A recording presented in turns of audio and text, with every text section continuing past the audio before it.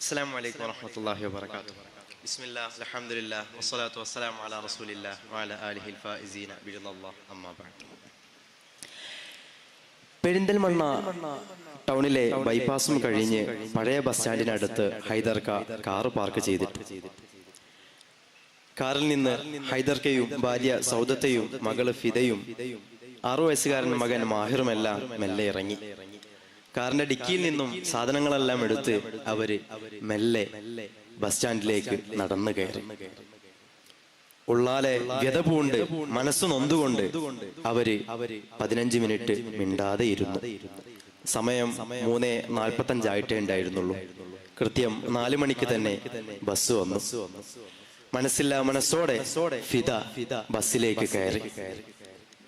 ഉമ്മ പിന്നിൽ നിന്ന് വിളിച്ചു, മോളെ നീ പോവാണോ? മോളെ നീ പോവാണോ? അതെ, ആ ഫിദയുടെ കഥയാണ് ഞങ്ങൾ ഇവിടെ പറയാൻ പോകുന്നത്. ആരാണ് ഫിദ? ആരായിരുന്നു ഫിദ? എങ്ങോട്ടാണ് ഫിദ പോകുന്നത്? എന്തിന്? എന്തായിത്തീർന്നു എന്നെല്ലാം അറിയാൻ ആഗ്രഹമുണ്ടല്ലേ? വരൂ, നമുക്കൊരു കഥ പറയാം. മന്നാൻ തിരുപേരിൻ പോരുഷ പാടി തുടങ്ങുന്നീ കഥനങ്ങൾ മലബാറിൻ തനിമ നിറഞ്ഞൊരു മുന്തിയ മോളാണ് അവളോ. എല്ലാറ്റിലും ഏറ്റവും മികച്ചു നടക്കണ പെണ്ണാണ്. മികവേറും പഠനം ഫിദയെന്നും സദയം ഉമ്മാക്കും ബാപ്പക്കെല്ലാം സ്നേഹനിധിയ അഭിമാനവും പ്രതീക്ഷയും വിടർന്ന പൂവാ. മലപ്പുറത്തെ ആലിപ്പറമ്പ് എന്നൊരു കൊച്ചു ഗ്രാമത്തിലാണ് ഫിദ ജനിക്കുന്നത്. ചെറുപ്പത്തിൽ തന്നെ മദ്രസയിലും സ്കൂളിലും എല്ലാത്തിലും പഠിക്കാൻ ഫിദ വളരെ മിടുക്കിയായിരുന്നു. അതുകൊണ്ട് തന്നെ മാതാപിതാക്കൾക്കും ഉസ്താദുമാർക്കും അധ്യാപകർക്കും നാട്ടുകാർക്കും കൂട്ടുകാർക്കും എല്ലാം ഫിദയെ കുറിച്ച് പറയാൻ 100 നാവാണ്. ഫിദ അങ്ങനെ എല്ലാവരോടും സംസാരിച്ച് കുണുങ്ങി നടക്കുന്ന പ്രകൃതക്കാരിയൊന്നും ആയിരുന്നില്ല. മറിച്ചൊരു ഒതുങ്ങിയ പ്രകൃതക്കാരി. ആരോടും ഒന്നും മിണ്ടില്ല, എല്ലാവരോടും ചെറിയൊരു പുഞ്ചിരി മാത്രം. അങ്ങനെ കാലങ്ങൾ കടന്നുപോയി. ഫിദ 10ാം ക്ലാസ്സിൽ ഫുൾ A+ നേടി. +2-വിലും ഫുൾ A+ നേടി. അവൾ പാസ്സായിരിക്കുമ്പോഴാണ് ഫിദയുടെ നാട്ടുകാരും അധ്യാപകരും എല്ലാവരും ഒന്നിച്ച് പറയുന്നത്, ഫിദക്ക് ഒരുപാട് മാർക്കുകളും ഉന്നത സ്ഥാനങ്ങളും എല്ലാം ഉണ്ടല്ലോ. അതുകൊണ്ട് തന്നെ ഫിദ ഇനി ഉപരിപഠനം ഇവിടെ നടത്തണ്ട. അങ്ങ് ഹൈദരാബാദിലും ബാംഗ്ലൂരിലും ഡൽഹിയിലും എല്ലാം ഒരുപാട് ഉയർന്ന കോളേജുകളുണ്ട് അത്രേ. ഫിദ ഇനി അവിടെയൊക്കെ പോയി പഠിക്കട്ടെ എന്നായി. ഉള്ളതിൽ അടുത്തായതുകൊണ്ട് തന്നെ ബാംഗ്ലൂരിൽ തന്നെ പോകട്ടെ എന്ന് വീട്ടുകാർ ഉറപ്പിച്ചു.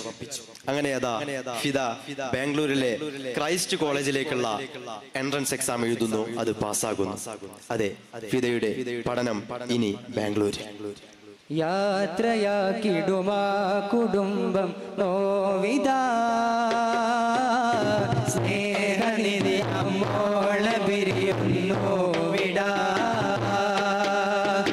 ആദ്യമായി ദൂരേക്കു പോകുന്നു ഫിദ. ഹൈദറും സൗദാത്തയും കരയുന്നിതാ. ബാല്യം കണ്ട നാളിൽ വെടുവെട്ടിന്നോളം ഒരു നാട്ടിൽ പോയത് പതിവില്ല. മോളെ പേടിക്കേണ്ട, ഭാവി നോക്കിക്കൊണ്ട അവനിന്നെ അയക്കുന്നതെന്നുമ്മ. യാത്രയാക്കിടും ആ കുടുംബം നോവിത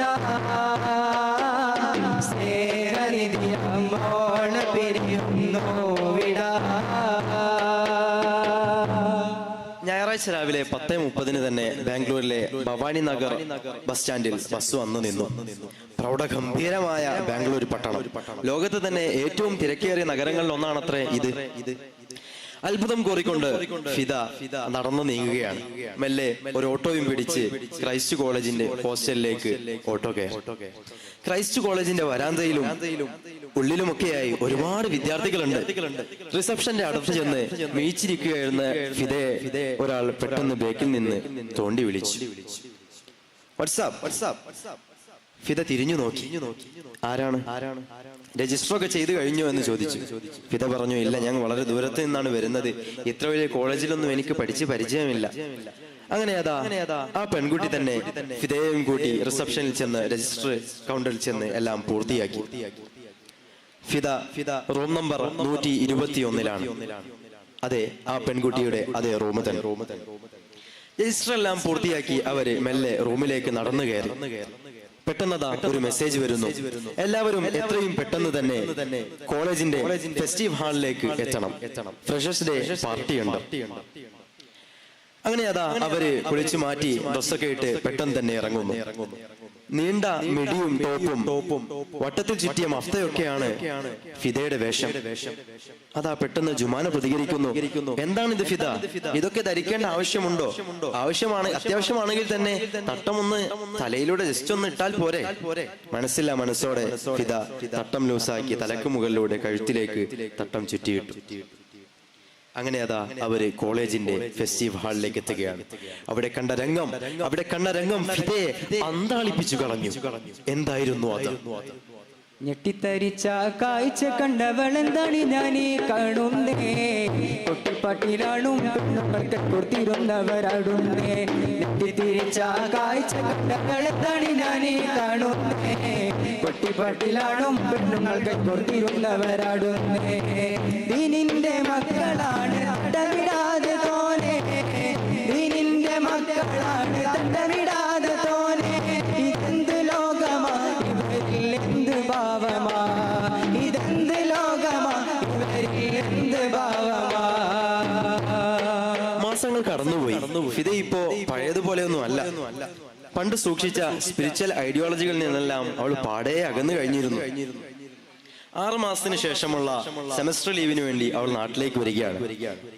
ഹൈദർക്കയും സൗദത്തെയും എല്ലാം വളരെ ആവശ്യത്തോടെ അവൾ സ്വീകരിക്കാൻ വേണ്ടി ബസ് സ്റ്റാൻഡിലേക്ക് കടന്നു ചെന്നു. ഒരു ബസ്സിൽ നിന്ന് ഇറങ്ങുന്ന പെൺകുട്ടിയെ നോക്കി സൗദാത്ത് ഉറക്കെ വിളിച്ചു പറഞ്ഞു, അതാ ഫിദ വരുന്നു. എന്നാൽ ഫിദക്ക് എന്തൊക്കെയോ മാറ്റം ഉണ്ടല്ലോ. അവളുടെ മട്ടും മാതിരിയൊക്കെ ആകെ മാറിപ്പോയ പോലെ. പോകുമ്പോ വട്ടത്തിൽ ചുറ്റിയ മഫ്തയിട്ട പെണ്ണതേ ഷോളെന്ന് പറയാവുന്ന എന്തോ ഒന്ന് കയറ്റി തൂക്കിയാണ് വരുന്നത്. നീണ്ട മുടിയായിരുന്നു പോകുമ്പോ അവൾക്ക്. അത് മുറിച്ച് പകുതിയാക്കിയിരിക്കുന്നല്ലോ. പോരാത്തതിന് മൂക്കിലൊരു മൂക്കുത്തി. വീട്ടിലെത്തി ഭക്ഷണം കഴിച്ചുകൊണ്ടിരിക്കുമ്പോഴാണ് ഉമ്മ ചോദിക്കുന്നത്, മോളെ നിനക്ക് എന്തു പറ്റി? എന്താണ് നിന്റെ വേഷങ്ങൾക്കെല്ലാം ഒരു മാറ്റം?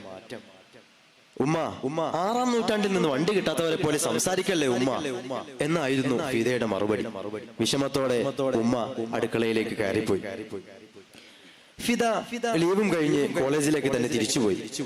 എന്നാൽ പിന്നീട് ഒരു 6 മാസം കഴിഞ്ഞുള്ള 2ാം സെമസ്റ്റർ ലീവിനോ പിന്നീട് ഒരു കൊല്ലത്തോളമോ ഫിദ നാട്ടിലേക്ക് വരുന്നില്ല. എന്താണ് ഫിദ നാട്ടിലേക്ക് വരാതിരിക്കുന്നത്? എന്തിനാണ് ഫിദ അവിടെ തന്നെ സെറ്റിലായോ? അവസാന സെമസ്റ്റർ സമയത്താണ് ഫിദയുടെ കല്യാണാലോചനയ്ക്ക് വേണ്ടി അവര് ഫിദയെ വിളിക്കുന്നത്. ഫിദ മോളെ, നിനക്കൊരു കല്യാണമൊക്കെ വേണ്ടേ? ഒരുപാട് കല്യാണാലോചനകൾ വരുന്നുണ്ടല്ലോ, നീ അതൊക്കെ ഒന്ന് സ്വീകരിച്ചൂടെ? ഫിദ അതിനൊന്നും മറുപടി കൊടുക്കുന്നില്ല. ഗൾഫിൽ ജോലി ചെയ്യുന്ന ഷമീറായും നാട്ടിൽ തന്നെ ഉപ്പാന്റെ ജോലി നടത്തുന്ന ബഷീറായും എല്ലാം ഫിദയ്ക്ക് ആലോചനകൾ വന്നുകൊണ്ടേയിരുന്നു. പക്ഷെ അതൊന്നും ഫിദയ്ക്ക് വേണ്ട. അവസാനം അവർ ചോദിച്ചു, ഫിദ നീ ആരെങ്കിലുമായി പ്രണയത്തിലാണോ? അങ്ങനെയാണെങ്കിൽ അതും ഞങ്ങൾ നടത്തി തരാൻ തയ്യാറാണ്. പക്ഷേ അതിനും ഫിദയുടെ ഭാഗത്ത് നിന്ന് മറുപടി ഒന്നും ഉണ്ടായിരുന്നില്ല. അങ്ങനെ ഇരിക്കെയാണ് ഇതിന്റെ എല്ലാം നിജസ്ഥിതി അറിയാൻ വേണ്ടി ഹൈദർക്കയും സൗദാത്തെയും ബാംഗ്ലൂരിലെ ഭവാനി നഗറിലേക്ക് ബസ് കയറിയത്. ഭവാനി നഗറിൽ നിന്ന് ഓട്ടോ പിടിച്ചവർ കോളേജ് വരാന്തയിലെത്തി. ഫിദയെ അറിയിച്ചായിരുന്നില്ല ഈ വരവ്.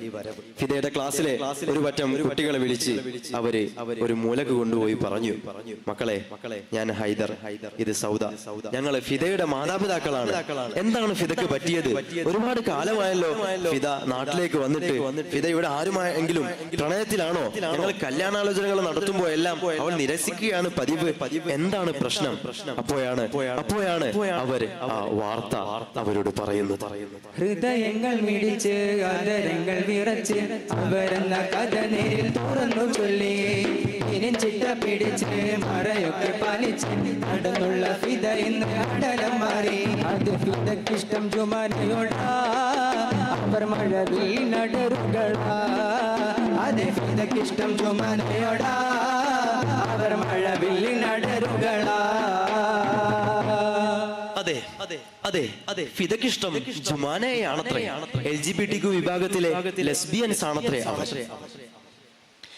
അറിഞ്ഞ സമയത്ത് തന്നെ ഫിദയും ജുമാനയും കൂടി അതാ കോളേജ് ഹോസ്റ്റലിൽ നിന്ന് ചാടുകയാണ്. ഉമ്മയും ഉപ്പയും വന്നിട്ടുണ്ട്. എങ്ങനെയെങ്കിലും എവിടേക്കെങ്കിലും ഒളിച്ചോടിയേ പറ്റൂ. അങ്ങനെ അതാ അവര് പെട്ടെന്ന് തന്നെ നേരെ പോയി ബാംഗ്ലൂരിലെ തന്നെ ഒരു രജിസ്റ്റർ മാരേജ് സെന്ററിൽ ചെന്നുകൊണ്ട് അവര് ലെസ്ബിയൻ കപ്പിളായി വിവാഹത്തിന് കരാർ ഏർപ്പെടുന്നു. കേസും കൂട്ടവുമായി കോടതി കയറിപ്പോയി. 2023 ഒരു ജൂൺ മാസം 18-ാം തീയതി അതാ ആ വിധി വരുന്നു. അവർക്ക് ഒന്നിച്ച് ജീവിക്കാം. 2 വർഷങ്ങൾ കടന്നുപോയി. ഫിദയും ജുമാനയും ഇപ്പോൾ ഒന്നിച്ച് ജീവിക്കുകയാണ്. എന്നാൽ അവർക്കിടയിൽ വന്ന ചില സൗന്ദര്യ പിണക്കങ്ങളും അസ്വാരസ്യങ്ങളും മൂലം അവരെപ്പോഴും പിണക്കത്തിലാണ്. അവരുടെ പ്രശ്നങ്ങൾ പരിഹരിക്കപ്പെടുന്നില്ല. എപ്പോഴും അവർ പ്രയാസങ്ങളിൽ തന്നെ. അങ്ങനെ അതാ ഫിദയും ജുമാനയും കൂടി അവസാനം ആ തീരുമാനത്തിലെത്തി. അവരുടെ ഡിവോഴ്സ് പേപ്പറിൽ ഒപ്പുവെച്ചു.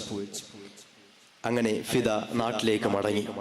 നാട്ടിൽ ഉമ്മയും ഉപ്പയും അവരെ സ്വീകരിക്കുന്നില്ല. നാട്ടുകാരും കൂട്ടുകാരും അവരെ സ്വീകരിക്കാനില്ല. കുടുംബക്കാരും തന്നെ ആ ഭാഗത്തേക്ക് മൈൻഡ് ചെയ്യുന്നു പോലുമില്ല. അതെ, അവസാനം തന്റെ ജീവിതം ശാപക്കടലായി മാറിയെന്ന് തോന്നിയ നിമിഷം ഫിദ അവസാനം ആ തീരുമാനത്തിൽ എത്തിച്ചേർന്നു. ആത്മഹത്യ. ഒരു ഒക്ടോബർ മാസത്തിലെ തണുത്ത രാത്രി ബംഗളൂരുവിലെ തന്നെ അവരുടെ മുറിയിൽ ഒരു കയറൻ തുമ്പത്ത് അവൾ തന്റെ ജീവൻ ബലി നൽകി. ഒടുവിൽ ഒരു പീടി കയറിൽ തൂങ്ങി, മുറിയിൽ ഒരുപാട് നിരാശ തിങ്ങി, മരണപ്പൊരിമുള്ള കടലാസുണ്ട്, മനുഷ്യപദമുണ്ട്, സലാമത്തുണ്ട്. സംഭവം അറിഞ്ഞ് റൂമിലെത്തിയ പോലീസിന് ആത്മഹത്യാക്കുറിപ്പ് എന്നെഴുതിയ ഒരു ചെറിയ വെള്ള കഷ്ണം പേപ്പർ കിട്ടി. അതിൽ ഇപ്രകാരം ഉണ്ടായിരുന്നത്ര: അതെ, മതമായിരുന്നു ശരി, മാതാപിതാക്കളായിരുന്നു സത്യം. അസാന്മാർഗികതകളിലേക്ക് കൂപ്പുകുത്താൻ പോകുന്നവരെ ജാഗ്രത, കാരണം മതമാണ് സത്യം, മാതാപിതാക്കളാണ് ശരി. അൽഹംദുലില്ലാഹി റബ്ബിൽ ആലമീൻ. അസ്സലാമു അലൈക്കും വറഹ്മത്തുള്ളാഹി വബറകാതുഹു.